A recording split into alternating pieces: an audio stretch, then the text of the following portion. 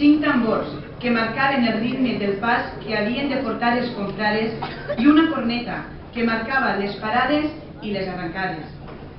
L'any següent, la banda va créixer un poc més, ja que s'agregaren algunes cornetes i diversos tambors. En l'actualitat, la banda de l'Ecceomo està composada per 36 membres, un abanderat, 26 cornetes, 3 fiscors, 4 tambors i 2 bombos. Durant aquests 34 anys d'existència, la banda ha participat en els actes propis de la Setmana Santa d'Oliva, en les festes patronals d'aquesta ciutat, en les festes de Sant Vicent, també en les festes de Sant Antoni Abat, en les festes patronals de Piles i en diversos certàmens de bandes com el de la Cúria de Carlet, el Grau de Gandia, Bellreguard i Miramar. També hem de destacar la seva participació en la Setmana Santa gandiana, acompanyant a la Germandat Verge dels Dolors. El cap de la banda és José Pla Climent.